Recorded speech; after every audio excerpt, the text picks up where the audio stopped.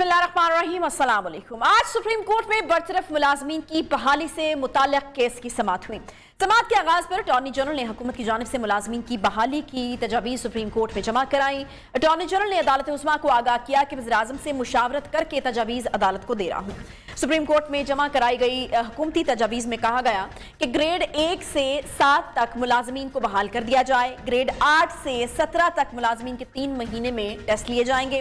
Federal public service commission का test pass करने वाले को ही मुस्तकिल किया जाएगा। हुकूमती तजवीज़ थी कि मुलाजमीन की माजी की सर्विस एडहॉक तस्वुर होगी। रिटायर या इंतकाल कर जाने वाले मुलाजमीन के मामलात माजी का हिस्सा तस्वुर होंगे। दौरान मुलाजमत इंतकाल करने वाले मुलाजमीन की वर्सा पेंशन के हकदार नहीं होंगे। अदालती उस्मा में पेश की गई हुकूमती तजावीज़ में कहा गया कि जो मुलाजमीन बहाली पर पेंशन ले रहे हैं इन्हें मजीद पेंशन नहीं मिलेगी, लेकिन मुलाजमीन को जो रकम दी जा चुकी वो रिकवर नहीं की जाएगी। जस्टिस मंसूर अली शाह ने कहा कि करप्शन पर निकाले गए मुलाजमीन को पार्लियामेंट कैसे बहाल कर सकती है। बहाली के कानून में करप्शन पर निकाले गए मुलाजमीन को तहफ़्फ़ुज़ हासिल नहीं था। जस्टिस काजी अमीन ने कहा कि सुप्रीम कोर्ट ने किसी मुलाजिम को बरतरफ करने का हुक्म नहीं दिया था। अदालत ने माजी के हुक्म पर चलते हुए कानून को कलअदम करार दिया था। दौरान समाअत जस्टिस सज्जाद अली शाह ने रिमार्क्स दिए कि हुकूमत की तजावीज़ पर गौर करेंगे। बेंच में शामिल जस्टिस उमर अता बंदयाल ने कहा कि हुकूमती इक़दामात में शफाफियत होनी चाहिए। तजावीज़ पर गौर करके कल अपनी राय देंगे। अब देखना यह है कि अदालत उज़्मा कल क्या फैसला सुनाती है और बरतरफ मुलाजमीन के हक में होगा या फिर उनके खिलाफ होगा। बरतरफ मुलाजमीन बहाल हो पाएंगे या नहीं, इन सब मामलात का फैसला तो कल अदालत उस्मा की जानिब से ही किया जाएगा। लेकिन हुकूमती तजावीज़ को बरतरफ मुलाजमीन ने मानने से साफ इनकार कर दिया है। मुख्तलिफ महकमों के बरतरफ मुलाजमीन क्या चाहते हैं, इसी पर बात करेंगे। हमारे साथ मौजूद हैं जी असल मुगल साहब, जो कि बरतरफ मुलाजमीन के लीडर हैं। अस्सलाम वालेकुम मुगल साहब, बहुत शुक्रिया शो में ज्वाइन करने के लिए। मुगल साहब, ये अटॉर्नी जनरल की जानिब से अदालत में पेश की गई तजावीज़ को तो आपने मुस्तरद कर दिया है, क्या चाहते हैं आप लोग कि किस तरीके से इस मामले को हैंडल किया जाए? औज़ुबिल्लाहि मिनश्शैतानिर्रजीम, बिस्मिल्लाहिर्रहमानिर्रहीम। सबसे पहले मैं आपका शुक्रिया अदा करता हूँ कि आपने हमारी आवाज़ में आवाज़ मिलाई और शायद आपकी तवज्जो से हुकूमत के और ऑनरेबल कोर्ट्स के कानों में भी ये बात पहुँचे और आवाम तक भी पहुँचे कि ये मामला था क्या। हमने 1996 में पाकिस्तान की 9 बड़ी अखबारों में जब इश्तिहार आया, उस इश्तिहार को पढ़कर हमने अप्लाई किया और हमने टर्म्स एंड कंडीशन के तहत टेस्ट दिए, इंटरव्यूज़ दिए, हमारा मेडिकल हुआ, हमारे मुख्तलिफ कोर्सेज़ हुए, रिटेंशन कोर्सेज़ हुए और हम इस तरह अपनी नौकरियों पर आ गए। 1 साल के बाद जिस वक्त इंटरिम गवर्नमेंट आई, उन्होंने हमें बरतरफ कर दिया। 12 साल बरतरफ करने के बाद 2009 में हुकूमत ने एक दफ़ा फिर हमें बुलवाया कि आपको बहाल कर दिया गया और आप अपनी नौकरियों पर आ जाएं। जब हमने नौकरियों पर वापस आए, इस 12.5 साल की नौकरी के दौरान हम सब लोगों ने तगमा शुजात भी लिया जो प्रेसिडेंट साहब ने हमें दिया, कमेंडेशन सर्टिफिकेट्स लिए, गोल्ड मेडल्स लिए, हमने प्रोफेशनल ट्रेनिंग्स की, हमें कैश अवार्ड मिले। ये सारा कुछ करते हुए हमने कार हाय नुमाया सर अंजाम दिए और अपने अपने डिपार्टमेंट्स में हमने अच्छी परफॉर्मेंस दी और इस 12 साल के दौरान हमें best of the best ACRs भी पेश की गई। आज की तारीख में तकरीबन 10 साल से पेंडिंग केस और हमें 17 अगस्त की जजमेंट के तहत बरतरफ कर दिया गया। हम अपने घरों में बैठे हुए थे, हमें मालूम ही नहीं कि हमारे ख़िलाफ़ कोई प्रोसीडिंग चल रही है और हमें बग़ैर सुने निकाल दिया गया। हम दोबारा अदालत उज़्मा में आए और चूँकि ये एक रिव्यू कोर्ट था और रिव्यू कोर्ट का ज़्यादा से ज़्यादा इसके डायमेंशंस ये हो सकते हैं कि हमारी इस जजमेंट में, यानी कि ऑनरेबल जजेस की जजमेंट में अगर कोई एरर आ जाए, कोई फला आ जाए तो इसको सेट असाइड किया जाना चाहिए था। पाकिस्तान के तमाम नामवर वकला ने 1 नहीं, 2 नहीं, 3 नहीं, बल्कि 10 ऐसी चीज़ें उनको बताई जो एरर्स थे और इसको सेट असाइड होना चाहिए था। ताहम जजेस ने कभी तो प्रोसीजर की बात की। जब हमने प्रोसीजर बताया कि proper procedure was adopted in all the departments and we have successfully done our courses as well, जब वो हमने प्रोसीजर की बात की तो ऑनरेबल कोर्ट ने कहा कि हम सिर्फ लॉ को देखेंगे। जब लॉ के ऊपर वकला ने बात की कि आपका ये डिसीजन ٹھیک ہے اسد صاحب، مجھے یہ بتائیے گا کہ آپ کو ساری تجاویز ہی نامنظور ہیں یا ان میں سے کچھ ہے جس پہ آپ کو اعتراض ہے؟ جی میں اسی طرف آنا چاہتا ہوں کہ جس وقت یہ اے جی صاحب نے گورنمنٹ کی طرف سے پروپوزلز پیش کی، انہوں نے 2 پروپوزل پیش کی ہیں۔ ایک تو پروپوزل یہ تھی کہ واقعی اس میں فلا ہے، اس میں ایررز ہے، اور میں سٹرونگلی اس بات کا معتقد ہوں کہ آپ کو یہ ڈیسیژن سیٹ اسائیڈ کرنا چاہیے، لیکن گاڈ فاربڈ اگر کورٹ اس طرح نہیں کر سکتی تو پھر میری آپشنز یہ ہے، جو گورنمنٹ کی طرف سے جو سیکنڈ سلوشن ہے وہ یہ ہے کہ 1 سے لے کر 7 تک کے سکیل کو بحال کر دیا جائے، اور 8 سے لے کے آنورڈز آپ ان کو دوبارہ ٹیسٹ دیں، اور ودن 3 منتھس ان کے اوپر جب نتیجے آئیں گے جو پاس ہو جائیں گے اس کو آپ رکھ لیں ایڈ ہاک بیسس پہ، اور ان کی نوکری اسی تاریخ جس وقت اس ٹیسٹ کا رزلٹ آئے گا اس کے بعد۔ اب اس میں کچھ لوگوں کی 2 ماہ رہتی ہے نوکری، کچھ لوگوں کی 2 سال، کسی کی 4 سال۔ اب اس کے اوپر ہمارا سٹانس کیا ہے؟ ہم تمام 17,000 ملازمین اور 72 محکموں کا سٹانس کیا ہے وہ بڑا ہی واضح ہے کہ اس چیز کا فیصلہ کرنا عدلیہ کا کام ہے، اس چیز کا فیصلہ کرنا گورنمنٹ کا کام ہے۔ یہ کسی 17ویں گریڈ کے ہاتھ میں جب آپ دے دیں گے کہ ان کو دوبارہ سکروٹنائز کیا جائے تو ججز کی کیا ضرورت ہے اور حکومت وقت کی ضرورت کیا ہے؟ دوسری بات یہ ہے کہ ہم یہ سارا پروسیجر اڈاپٹ کر کے آئے ہیں۔ ہم یہ کہتے ہیں کہ جب آپ اس پروسیس سے گزاریں گے، جن ڈپارٹمنٹ کے ساتھ ہمارے گریونسز ہیں انہی کے ہاتھوں میں جب آپ چھریاں دے دیں گے تو آپ کیا سمجھتے ہیں کہ ہمارے مستقبل کا فیصلہ کیا ہوگا؟ ساتھ ساتھ میں یہ بھی کہنا چاہوں گا کہ مختلف ملازمین نے 5 مختلف طرح کے لونز لیے ہوتے ہیں، جس میں ہمارے 3 سال کے معلومنٹس ہیں، ہاؤس بلڈنگ ایڈوانس ہے، کار ایڈوانس ہے، ایڈوانس سیلریز ہیں، اور بینک سے اپنی اس سروس کے اگینسٹ انہوں نے لونز لیے۔ جب آپ ہمیں برطرف کر دیں گے تو یہ سارے کے سارے لونز آپ ہم سے کس طرح ریکور کریں گے؟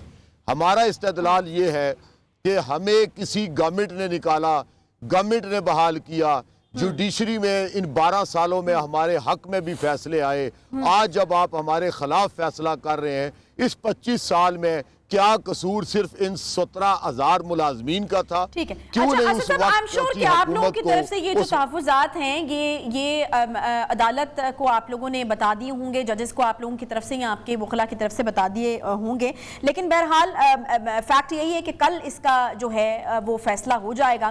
اگر عدالت جو ہے وہ حکومتی تجاویز کو منظور کر لیتی ہے تو اسد صاحب؟ اگر حکومتی جو پہلی تجویز ہے کہ اس ڈیسیژن کو سیٹ اسائیڈ کیا جانا چاہیے تو وہ ہمیں منظور ہے، اور دوسری ہماری اپیل یہ ہے کہ اس معاملے کو پارلیمنٹ کے اندر بھیجا جائے، لیکن آپشن نمبر 2 جو دی گئی ہے وہ صریحاً ہمارے گردن کے اوپر چھری رکھ دی گئی ہے۔ ہم اس کو کسی صورت نہیں مانتے، ہم یہاں پر احتجاج کر رہے ہیں۔ میں یہی آپ سے پوچھنا چاہ رہی ہوں کہ یہ جو حکومت کی طرف سے تجاویز دی گئی ہیں، اگر منون سپریم کورٹ اس کو مان لیتی ہے، عدالت عظمیٰ اس کو مان لیتی ہے، تو پھر کیا ہوگا؟ پھر کیا کہیں گے آپ؟ اس میں تجاویز تو 2 ہیں، میں پہلے عرض کر چکا ہوں کہ تجویز نمبر 1 ہمیں بھی قبول ہے، لیکن تجویز نمبر 2 ہمیں بھی قبول نہیں ہے۔ اور اس میں ایک میں آپ واضح کرنا چاہتا ہوں بات کہ گورنمنٹ نے جوڈیشری نے یہ کہا تھا کہ یہ ایک اسپیسیفک کلاس ہے، تو جب اگر ہم اپوزیشن دوسری نمبر کی جو ہمارے پروپوزل ہے اگر ہم اس کو مان لیتے ہیں تو اس کا مطلب ہے یعنی گریڈ 1 تا 7 تک جو ملازمین کو بحال کر دیا جائے وہ آپ کو منظور ہے، گریڈ 8 سے 17 تک ملازمین کے 3 مہینے میں ٹیسٹ لیے جائیں یہ آپ کو نامنظور ہے۔ میں جاننا یہی چاہ رہی ہوں کہ اگر یہ نہیں، یہ پوری کی پوری نہیں، ہمیں پوری کی نہیں، اس میں ہم پوری کی پوری اس پروپوزل کو نہیں مانتے، اس لیے کہ آپ نے تفریق کر دی ہے، اور آنریبل ججز نے یہ کہا تھا کہ ہم ان میں تفریق نہیں کرنا چاہتے، جبکہ انہوں نے خود ڈسکریمنیشن کر دی۔ اس کے ساتھ میں ایک بات اور بھی کہنا چاہوں گا کہ اگر گورنمنٹ کی ڈکٹیشن پہ اور گورنمنٹ کی پروپوزل پہ اگر جوڈیشری نے فیصلے کرنے ہیں تو ساری کی ساری ڈکٹیشن وہاں سے لے لیا کرے، ان کو آزاد ہو کر ہم جوڈیشری کے اندر آئے ہیں، یہ فیصلہ انہوں نے کیا، انہی کے ذریعے ہم یہ کہتے ہیں کہ اس کو سیٹ اسائیڈ کرے یا سمپل رین سٹیٹمنٹ کے ذریعے ہمیں بحال کرے۔ اگر باہر سے ڈکٹیشن لینی ہے تو پھر جوڈیشری کو بھی میرا خیال ہے بند ہو جانا چاہیے۔ وہ تو میرا خیال ہے جب فیصلہ آئے گا تب جو ہے وہ چیز سامنے آئے گی۔ مجھے یہ بتا دیجئے کہ پھر مطلب کیا آپ کے پاس سیکنڈ آپشن کیا ہوگا، या क्या हिकमत अमली आप लोगों की तरफ से बनाई जाएगी अगर कल ये जो है मंजूर हो जाती है हुकूमत की तजावीज़? हमारे पास एक ही ऑप्शन है जी, हम कल को नहीं देख रहे, हम तो आज ही बैठ गए हैं। डिसीजन हैज टू बी कम, लेकिन हम कल पे नहीं जा रहे, हम तो आज बैठे हुए हैं, यहाँ से नहीं उठेंगे जब तक हमारे हक में फैसला नहीं होता। उसकी वजह आपके तवसत से मैं ये करूं कि जिन बच्चों के डायलिसिस हो रहे हैं, जिनकी किडनी ट्रांसप्लांट होगी, जो थैलीसीमिया के हैं, जो बच्चे स्कूल से उठवा दिए गए, जिनके घरों में रोटी ना रही, हमसे दवाइयाँ छीन ली गई, हमसे जवानियाँ ख़त्म होगी हमारी। 25 साल से हमारे साथ अदलिया और मुख्तलिफ हुकूमत अगर खिलवाड़ करती रही है तो इसकी सज़ा उनको भी देनी चाहिए। और मैं ये भी कहना चाहूँगा, अगर आपने हमें उस टेस्ट से गुजारना है तो ग्रेड 22 का, ग्रेड 21 का, ग्रेड 20 का, ग्रेड 19 का, इन तमाम लोगों को हमारे साथ बिठाया जाए और वो भी इम्तिहान दे, वो भी जस्टिफाई करे कि वो इस काबिल है भी कि नहीं। ठीक है जी, बहुत शुक्रिया जी। हमारे साथ मौजूद थे असद मुगल साहब, बरतरफ मुलाजमीन के लीडर जो हैं वो मौजूद थे और बड़े वो अपने स्टांस के ऊपर फर्मली खड़े हुए हुए कह रहे हैं कि उन्होंने तो कल का भी इंतज़ार नहीं किया, उन्होंने ये भी इंतज़ार नहीं किया कि फ़ैसला क्या आता है, वो आज से ही यहाँ पर बैठ गए हैं और अपना एहतजाज जो है वो रिकॉर्ड करा रहे हैं। एक छोटा सा ब्रेक क्विकली लेते हैं, ब्रेक के बाद वापस आते हैं साथ।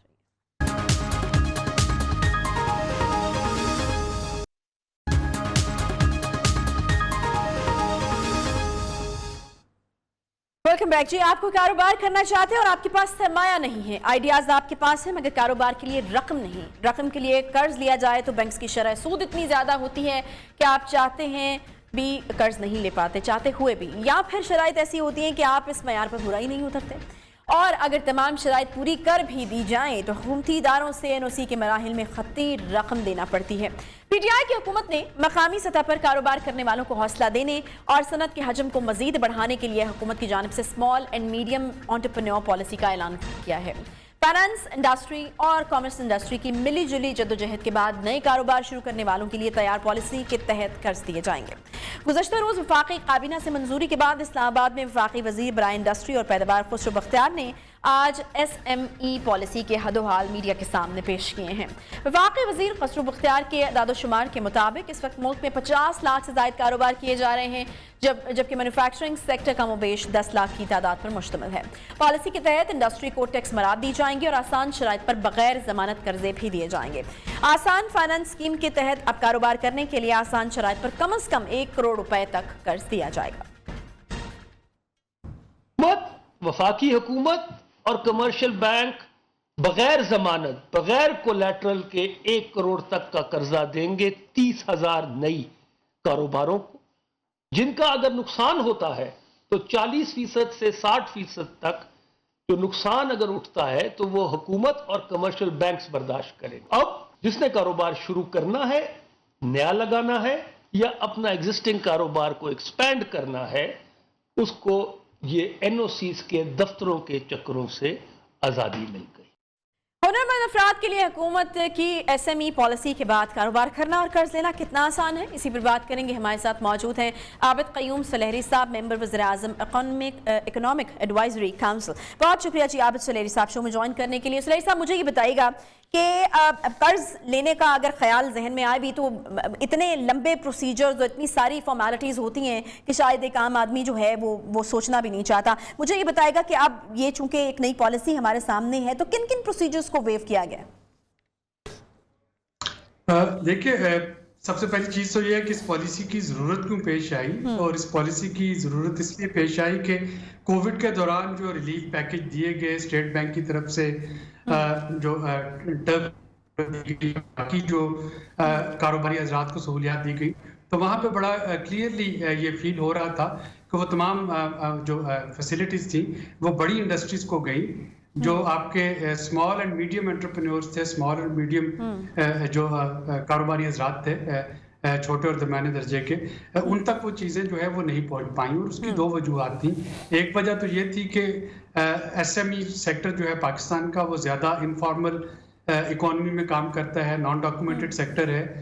किसी ने अगर घर में कोई छोटी मोटी कोई किसी भी वैल्यू चेन की कोई चीज़ बनाने की कोई इंडस्ट्री लगा रखी है तो उस तरीके से डॉक्यूमेंटेड नहीं है, तो एक तो उन लोगों को आइडेंटिफाई करना मुश्किल था, और दूसरा ये था कि अगर वो आइडेंटिफाई हो भी रहे थे तो उनके लिए ये प्रूव करना मुश्किल था कि वो वाकयातन किसी कारोबारी सरगर्मी का हिस्सा हैं।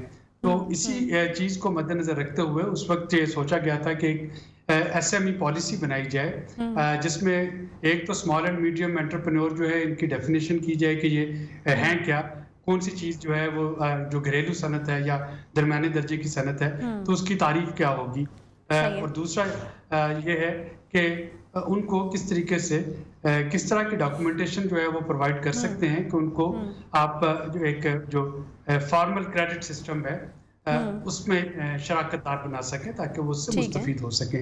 तो उस बुनियाद पे ये पॉलिसी जो है ये बनाई गई है। अब इसकी जो अगर आप इस पॉलिसी की डिटेल्स को देखेंगे तो इसमें मुख्तलिफ कैटेगरीज आपको नजर आएंगी। स्मॉल जो है बिजनेसेस वो हैं, फिर मीडियम एंटरप्राइजेस वो थोड़े से अलग हैं। पहले सिर्फ ये होता था कि आपको यानी कर्जा लेने की जो एक हमारे कमर्शियल बैंक्स का एक रूल ऑफ थंब है कि किसी ने भी कर्ज लेना है, गाड़ी का लोन लेना है, क्रेडिट कार्ड बनवाना है, तो पहले उसको साबित करना होता है कि उसको इस कर्जे की जरूरत नहीं। तो साबित करने के लिए उसको कोलेटरल दिखाना होता है, उसको अपनी इनकम दिखानी होती है, अपने तमाम जो एसेट्स है वो दिखाना होते हैं। अब अगर मैं एक स्मॉल इंडस्ट्री से ताल्लुक रखता हूँ तो हो सकता है कि मेरे पास वो उतना लंबा चौड़ा बैंक बैलेंस ना हो, लेकिन जो मेरा बिजली का बिल है, जो मेरा यूटिलिटी का बिल है, जो मेरी ट्रांजैक्शंस हैं बैंक की, वो ये साबित कर सकती हैं कि मैं किसी कारोबार में मुंसलिक हूँ जिसमें कि हर महीने मेरा एक जो है टर्नओवर है। सुलैही साहब, बस सिर्फ यही एक चीज जो है कि आप किसी कारोबार से मुंसलिक हैं, सिर्फ यही साबित करना पड़ता है या फिर कुछ और भी चीजें हैं जिससे एलिजिबिलिटी थोड़ी वाज़ेह हो सके लोगों के लिए भी, व्यूअर्स के लिए भी, कि कौन ऐसे लोग हैं जो एलिजिबल हैं और जो ये कर्ज हासिल कर सकते हैं?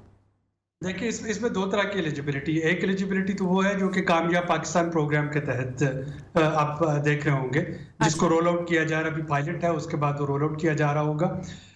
वो कोलेटरल फ्री लोन्स हैं, उसमें किसानों के लिए लोन है, उसमें यूथ के लिए लोन है, उसमें छोटे बिल्कुल छोटे जो कारोबारी हजरात है जो कि अपना कारोबार शुरू करना चाह रहे हैं, तो ये छोटी मालियत का लोन है, इसमें कोलेटरल नहीं चाहिए, गारंटर्स होंगे और गारंटर्स की बेसिस पे आपको लोन मिल सकेगा।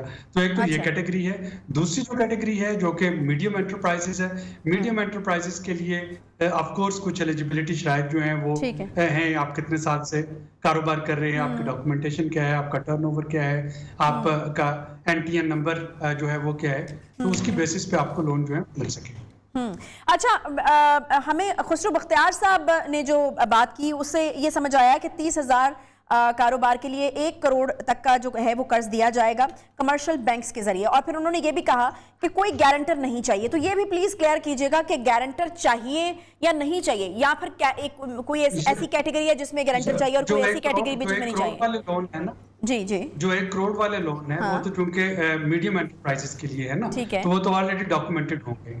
जो आपके इस वक्त कामयाब पाकिस्तान प्रोग्राम के लोन है, कोलेटरल फ्री लोन, जिसमें कोई कोलेटरल नहीं चाहिए। मैं एक किसान हूँ, मुझे अपनी फसल के लिए कर्जा चाहिए, तो उसके लिए मैं अपनी ज़मीन जो है, जो भी मेरे पास है, खा वो मेरी अपनी है या मैंने वो मज़ारे के तौर पे मैं उसको काश्तकारी कर रहा हूँ, तो उसके लिए मुझे 3 लाख रुपए तक का इनपुट के लिए कर्जा जो है कोलेटरल फ्री वो मिल रहा होगा। तो इसके मुख्तलिफ लोन की कैटेगरीज की मुख्तलिफ एलिजिबिलिटी है, लेकिन जो खुसरो बख्तियार साहब ने आपके साथ बात की जो 1 करोड़ तक, उसमें जाहिर है कि बिजनेस के डॉक्यूमेंट्स जो है वो बजाते खुद एक गारंटी है।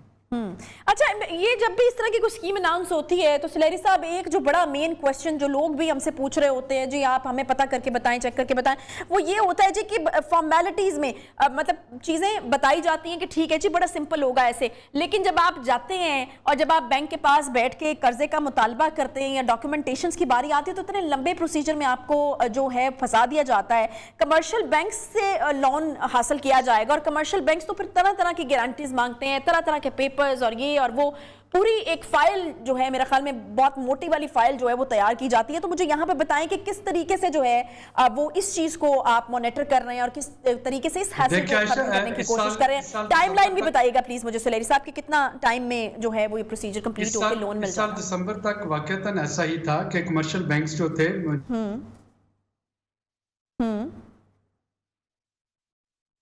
जी सुलैही साहब, یہ ایک بڑا مین پوائنٹ ہے. سلیری صاحب سے ہم پھر سے رابطہ کرنے کی کوشش کر رہے ہیں کہ لوگوں کا ایک بڑا کنسرن ہوتا ہے کہ ٹھیک ہے آپ اسکیم تو اناؤنس کر دیتے ہیں لیکن اس کے بعد پھر جب کمرشل بینکس کے پاس جاتے ہیں تو کمرشل بینکس کے اپنے کچھ رولز اینڈ ریگولیشنز ہوتے ہیں, کچھ پرنسپلز ہوتے ہیں, وہ مختلف قسم کی گارنٹیز کو جو ہے وہ مانگتے ہیں اور پھر وہ لی جاتی ہیں. پھر یہ والا پیپر لے آئیں, اس محکمے سے لے آئیں, وہاں سے لے آئیں, یہاں سے لے آئیں.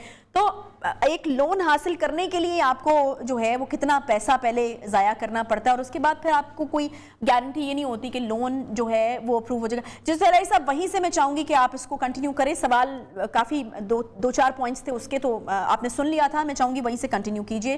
کس طریقے سے اس حاصل کو کم کر رہے ہیں آپ؟ چھوٹے لون دینے کی ان کے خیال میں یہ لون جو ہیں یہ بہت سیکیور نہیں ہوتے اور اس لیے وہ جو پرائم منسٹر کا جو میرا گھر اسکیم تھی, اپنا گھر اسکیم, اس کے جو اپلیکینٹس تھے ان کو واقعتاً بہت سی دشواریوں کا سامنا کرنا پڑا. اور اس کے بعد اسٹیٹ بینک کو بڑی کلیئر انسٹرکشن دی گئی اور اسٹیٹ بینک نے کمرشل بینکس کو بہت کلیئر انسٹرکشن دی کہ یہ جو نئی اسکیمز رول آؤٹ ہو رہی ہیں ان کو منیمم ہرڈلس کے ساتھ ان کو امپلیمنٹ کیا جائے تاکہ وہ جو ایک خواب ہے لوگوں کو آسان قرضے فراہم کرنے کا وہ شرمندہ تعبیر ہو سکے.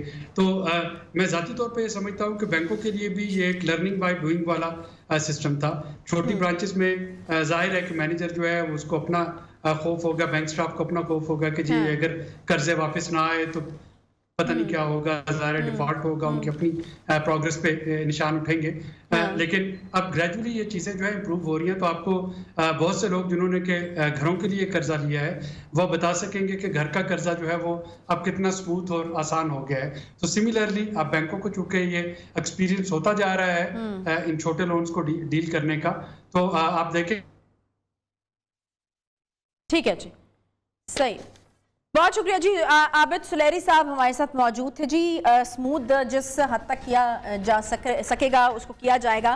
عابد سلیری صاحب کہہ رہے ہیں کہ بینکس بھی اوبیسلی پہلے اس طرح کی چیزوں سے فیملیئر نہیں تھے, اس طرح کے لونز اور ان کے تمام پروسیجر سے, تو اب آہستہ آہستہ چیزیں جو ہیں وہ اسموتھ ہوتی ہوئی جو ہے وہ نظر آ رہی. بہرحال لمبی کچھ ڈیٹیلز ہیں اس کی جو کہ آہستہ آہستہ ہم دیکھیں گے کہ انکور ہوتی جائیں گی اور پتہ چلے گا کہ کتنی کیٹیگریز ہیں, کس کیٹیگریز کی کیا کیا ریکوائرمنٹ ہیں. تو حکومت کی یہ اسکیم اور یہ پالیسی جو ہے اس وقت ہمارے سامنے. وی ہوپ کہ جو ہے وہ زیادہ سے زیادہ لوگ جو ہیں وہ اس سے فائدہ اٹھا سکے, کیونکہ اسمال اینڈ میڈیم انڈسٹری جو ہے وہ آپ کی اکانومی میں ایک بڑا ہی کلیدی کردار جو ہے وہ ادا کرتی ہے. تو اگر یہ پالیسی کامیاب ہوتی ہے اور لوگ اس سے فائدہ اٹھاتے ہیں تو یقیناً ملک کی معاشی ترقی کے لیے راہ ہموار ہوگی. ایک چھوٹا سا بریک کے بعد واپس آتے ہیں. ساتھیوں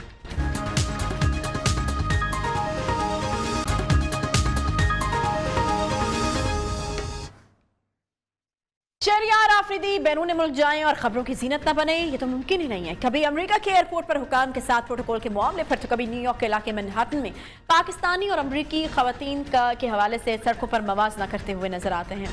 اس بار جگہ بھی نئی اور موضوع بھی نیا. اس بار چیئرمین کشمیر کمیٹی شہریار آفریدی نے گزشتہ دورہ فرانس پر ایک تقریب میں صحافی کی جانب سے سوال پوچھے جانے کا برا منا لیا. چیئرمین ہے, آپ کا کام دنیا کے وانوں تک کشمیر کا مقدمہ پہنچانا ہے. آپ یہاں پہ فرانس میں آئے کہ آپ نے یہاں پہ کسی تھنک ٹینک یا کوئی فرانسیسی پارلیمنٹیرین سے کشمیر ٹاسک کی بھی بات کی ہے. یہاں پہ ہم سارے پاکستانی ہیں, کشمیر کے حوالے سے ہم احتجاج کرتے رہے, یہ ہمیں تو ازبر یاد ہو چکا ہے. ہمیں یہاں پہ لوگوں کو یہاں پہ فرانس گورنمنٹ کو بتانا ہے کہ آپ نے اس حوالے سے اقدامات کیا, کسی سے ملیں تھنک ٹینک یا فرانس میں مقیم پاکستانی صحافی یونس خان نے شہریار آفریدی سے سوال کیا کہ کیا دورہ فرانس کے دوران ان کی کشمیر کے حوالے سے پارلیمنٹیرینز یا تھنک ٹینک سے کوئی بات چیت ہوئی. تو چیئرمین کشمیر کمیٹی شہریار آفریدی نے کیا جواب دیا, سنیے ذرا. مجھے میگرین ہوتا ہے, آدھے سر کا درد, آئی نیڈ یور اٹینشن. تو میں یہاں پہ علاج کرنے پہلے 2-3 دن علاج کرنے کے لیے ایک ڈاکٹر کو مجھے بتایا گیا تھا میرے آدھے سر میں درد ہے جی اور میں دوا لینے آیا ہوں. حیرت ہے ایسے جواب پر. 3 دن مسلسل تقاریب کر رہے ہیں, ہوٹلز میں دعوتوں پر گھوم رہے ہیں. میگرین کے درد کی دوا لینے والے کشمیر کمیٹی چیئرمین کے جواب نے ورثہ حیرت میں ڈال دیا ہے لوگوں کو. مگر معاملہ یہاں پر ختم نہیں ہوا. بعد میں اس ہوٹل کی انتظامیہ اور دعوت کے آرگنائزرز کو صحافی یونس خان کے خلاف اکسانا بھی شروع کر دیا. مگر صحافی یونس خان پر حملہ کرنے کو بھی وہ ترغیب بھی دے رہے ہیں کہ حملہ کیا جائے یا پھر ان سے پوچھا جائے. آپ کو پتہ ہے کہ کون انسان کا بچہ ہے. میں وہ جب کوشچن کر رہا تھا آپ کیوں چپ تھے, آپ نے ان سے پوچھا आप उन दोनों ने, आपकी तंजीमों ने उससे पूछा कि तुमने खबर किस चीज लगाई है? एक भी क्या गया उस साथ अभी क्या करेंगे? ये कहना कि हाँ उसको नहीं करना चाहिए था, उसको पूछो, उसको रगड़ो। ये कि क्या बात हुई? कल को कोई किसी की बेइज्जती करेगा, आप उसको यार हमने छोड़ दिया। मैं आप लोगों को नहीं छोड़ूंगा, ला इलाहा इल्लल्लाह मोहम्मद रसूलुल्लाह, मैं आप लोगों को नहीं छोड़ूंगा अगर आपने उनसे ना पूछा। फौज के खिलाफ लिखता है वो, पाकिस्तान के खिलाफ लिखता है, तो फिर आप बुलाते क्यों उसको? लीक्ड ऑडियो में शहरयार खान ने इंतहाई नाजेबा जुबान इस्तेमाल करते हुए कहा कि जब सहाफ़ी मुझे सवाल करा था तो आप यानी मुंतज़मीन क्यों खामोश रहे, आपने से ये क्यों नहीं पूछा कि ये खबर क्यों शाया हुई। शहरयार आफरीदी ने तकरीब के मुंतज़मीन से कहा कि आपने मुझे नीचा दिखाने का मौका हाथ से नहीं जाने दिया, जहां तक मेरा ताल्लुक है तो ठीक था, लेकिन ये पाकिस्तान की इज्जत की बात है। शहरयार आफरीदी ने खबरदार किया कि अगर आप इस सहाफ़ी से खबर के बारे में नहीं पूछेंगे तो मैं आपको नहीं छोड़ूंगा। क्या ये वो तब्दीली थी जो इमरान खान साहब लाना चाहते थे? सवाल पूछने पर वज़रा और अरकान मारने की तरगीब और धमकियां देने लगे हैं। इसी पर बात करेंगे, हमारे साथ मौजूद हैं जी फ्रांस में मौजूद सहाफ़ी यूनुस खान साहब। यूनुस खान साहब, ये जो सवाल आपने पूछा उसमें तो कोई गैर मुनासिब बात नहीं थी और बड़ा मुनासिब किस्म का सवाल लगा हमें। मुझे ये बताइएगा कि आखिर क्यों इतना भड़के क्यों आपके ऊपर, इतना गुस्से में क्यों नजर आए आफरीदी साहब? इसके अलावा भी कोई बात हुई थी क्या? इसके अलावा तो कोई बात नहीं हुई थी। यहाँ पे इन्होंने दो से ज्यादा घंटे की एक तकरीर की थी। ये तकरीब कश्मीर के हवाले से थे, लेकिन कश्मीर पे उन्होंने बात नहीं की थी। उन्होंने सियासी मुखालिफिन के हवाले से बात की थी, अमेरिकन विजिट के बारे में बात की थी। मैंने एक आम सा सवाल किया था, ये कोई तनकीदी सवाल भी नहीं था, लेकिन चूंकि इनको जो इनके पास जो ओहदा है चेयरमैन कश्मीर कमेटी का, उसका काम यही है कि दुनिया के वानों में कश्मीर के मसले को उजागर किया जा सके। लेकिन अगर ये एक सहाफ़ी के एक आम सवाल को भी ये जवाब नहीं दे सकते तो दुनिया के वानों में कश्मीर के मसले को कैसे हाईलाइट कर सकते हैं? यूनुस साहब, सबसे पहले तो मुझे ये बताइएगा कि ये निजी दौरा था या फिर सरकारी दौरा था?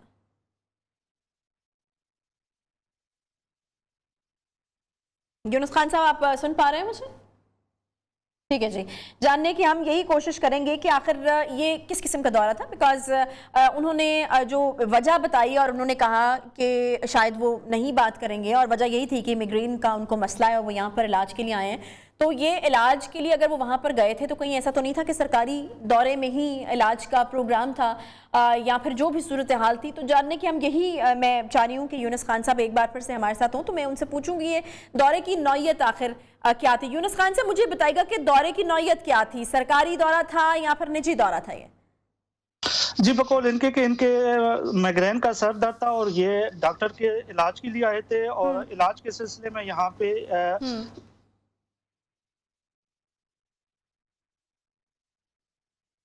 ठीक है, बताया उन्होंने यही कि माइग्रेन का उनको मसला है और इलाज के लिए वो यहाँ पर आए हैं। लेकिन फिर इस तरह की खबरें भी जो हैं वो आती रही कि मुख्तलिफ तकारीब में वो जाते रहे और वहाँ पर बात करते रहे। और जैसा कि यूनुस खान ने पहले भी कहा कि कश्मीर के हवाले से वो कोई तकरीब थी, तो यकीनन फिर ये ऐसा तासुर मिल रहा है कि शायद ये सरकारी दौरा था कि अगर उनको कश्मीर के हवाले से किसी तकरीब में पहुँचना था या वहाँ पर बात करनी थी। फिर यूनुस खान साहब ने ये भी बताया कि उन्होंने तकरीब में बात नहीं की, वो ज़रा जो है वो PTI स्टाइल में, मैं उसको PTI स्टाइल ही कहूँगी बिकॉज हम खान साहब को भी देखते हैं कि वो मुखालिफिन की बात करना नहीं भूलते। तो यूनुस खान साहब ने भी ये कहा कि शहरयार आफरीदी साहब ने या तो सियासी मुखालिफिन की बात की या फिर अपने अमेरिका के दौरे की बात की, जो कि बड़ा पॉपुलर हुआ था और बड़ा ज़ुबान ज़द आम हुआ था और उसमें बड़े इंटरेस्टिंग किस्म के कंपैरिजन्स जो हैं वो भी हमें शहरयार आफरीदी साहब करते नजर आए थे। तो फ्रांस जाकर भी वो उस दौरे को भूले नहीं, उन्होंने वहाँ पर जाकर फिर जी ज़बरदस्त तरीके से उस दौरे का भी जिक्र किया और उसके बाद फिर सियासी मुखालिफिन को वो बिल्कुल नहीं भूले। लेकिन जिस मकसद के लिए वो कॉन्फ्रेंस थी या जहाँ पर जाकर वो बात करनी चाहिए थी या फिर जिस ओहदे के ऊपर वो फाइज हैं वो बात उन्होंने नहीं की। अच्छा यूनुस खान साहब, एक बार फिर से हमें ज़रा ये कंफर्म कर दीजिए, बिकॉज आपने इससे पहले ही कहा कि तकरीब जो थी वहाँ पर कश्मीर के हवाले से वो तकरीब थी और वहाँ पर उन्होंने तो कश्मीर के हवाले से कोई बात नहीं की। अगर तकरीब कश्मीर के हवाले से थी तो फिर ये मुमकिन है कि वो सरकारी दौरा था, राइट? जी सरकारी दौरा था नहीं था, वो निजी दौरा था। निजी था। उनके अगर ये सरकारी दौरा होता तो इनको प्रोटोकॉल मिलता, लेकिन इनको यहाँ पे हमने नहीं देखा कि कोई प्रोटोकॉल मिला हो या कोई सरकारी अफराद से मिले हो। तो ये एक निजी दौरा था। यहाँ पे हम इनको देखते रहे कि एक तकरीब में जो कश्मीरी कम्युनिटी की तरफ से था उसमें उन्होंने तकरीरी भी की। यहाँ पे इनको मुख्तलिफ शॉपिंग मॉल में देखते रहे, शॉपिंग मॉल में और मुख्तलिफ तफरीही मुकामात पे हम इनको देखते रहे। यहाँ पे उनकी तस्वीर भी हैं जो शायद अच्छा, एक और चीज मुझे यूनुस खान साहब ये बताइएगा, बिकॉज मुंतजिमीन को उन्होंने बड़ी सख्त किस्म की धमकी दी, कलमा पढ़ते हुए उन्होंने जो कहा कि मैं आपको नहीं छोड़ूंगा, यानी कलमे की कसम खाकर शायद उन्होंने ये बात कहने की कोशिश की। मुंतजिमीन से उन्होंने कहा कि मैं आपको नहीं छोड़ूंगा अगर आपने यूनुस खान को पूछा नहीं तो कोई पूछगिछ हुई है आपसे मुंतजिमीन की जानिब से? देखिए, यहाँ पे जो हम लोग फ्रांस में रहते हैं, फ्रांस के जो कवानीन होते हैं इस हवाले से इंतहाई सख्त है। जो बात इन्होंने की है ये फ्रांसीसी और यूरोपियन कवानीन के मुतसादम है, और जो यहाँ पे लोग हैं वो इनके हाँ में तो हाँ मिला रहे थे, लेकिन उनको मालूम है कि कानूनी तौर पर ये चीजें गैर कानूनी है, इसलिए उन्होंने मेरे से तो कोई बात नहीं की। अच्छा, ऐसी क्या बात हो गई थी जो कि उन्होंने ये कहा कि ये पाकिस्तान की इज्जत की बात है और वो जो है वो नहीं छोड़ेंगे अगर आपसे पूछगिछ ना की गई? पाकिस्तान के खिलाफ खबर की भी बात उन्होंने की और उन्होंने कहा कि पाकिस्तान की इज्जत की बात है। तो कहाँ पर आपसे ऐसी भूल चूक हो गई जो कि शहरियार आफरीदी साहब को ये लगने लगा कि आपने तो पाकिस्तान के खिलाफ बात कर दी है? लेकिन यहाँ पे हमारे यहाँ बदकिस्मती आप इसको कह लें कि अगर आप इनसे सवाल करते हैं, कोई भी चीज़ करते हैं, तो वो इसमें जो है ना ये इस्लाम का, पाकिस्तान का नाम ये शुरू कर देते हैं। हालांकि ऐसी मेरे सवाल में ऐसी कोई बात नहीं थी, लेकिन क्योंकि इनकी कारकर्दगी अपनी कोई नहीं थी, अपनी कारकर्दगी छुपाने के लिए, अपना शर्म छुपाने के लिए वो ये बात कर रहे हैं। ठीक है जी, बहुत शुक्रिया। हमारे साथ मौजूद थे यूनुस खान साहब।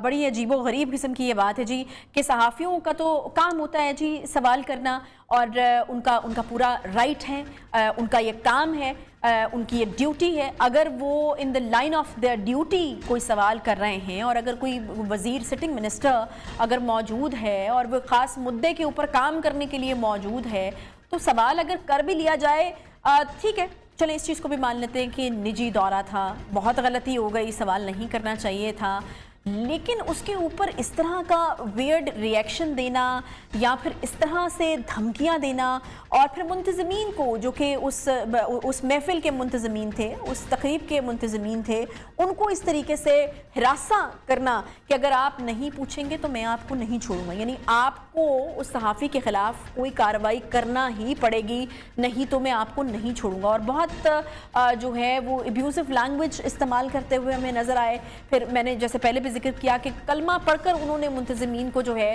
वो ये कहा कि अगर आप नहीं करेंगे यूनुस खान के ख़िलाफ़ कोई कार्रवाई या पूछगिछ नहीं करेंगे तो मैं आपको नहीं छोड़ूंगा। तो ये बड़ा ही एक इस तरह का रवैया है जो कि आप नहीं एक्सपेक्ट करते, जो दावे, जो वादे, जो कस्में खाई गई थी पीटीआई की तरफ से, और जिस किस्म की हुकूमत, जिस किस्म के लोग लाने का वादा था खान साहब की तरफ से, अगर इस तरह का रवैया उनकी तरफ से दिखेगा या फिर इस तरीके से जो है वो सहाफ़ियों के साथ या लोगों के साथ पेश आएंगे और इतना ऑफेंड होंगे एक सवाल करने के ऊपर, तो फिर तो मेरे ख्याल में उन तमाम वादों और तमाम जो चीज़ें कही गई थी, कमिटमेंट्स थी, उनकी तो फिर नफ़ी हो जाएगी। खैर, बहरहाल यूनुस खान साहब हमारे साथ मौजूद थे, उन्होंने बड़ी तफसील से हमें बताया कि क्या मामला था। उन्होंने कहा कि सवाल के अलावा कोई भी बात जो है वो उन्होंने नहीं की। इसके साथ ही प्रोग्राम का वक्त यहाँ पर ख़त्म होता है। इंशाल्लाह आपसे कल मुलाकात होगी। ख्याल रखिए अपना। अल्लाह।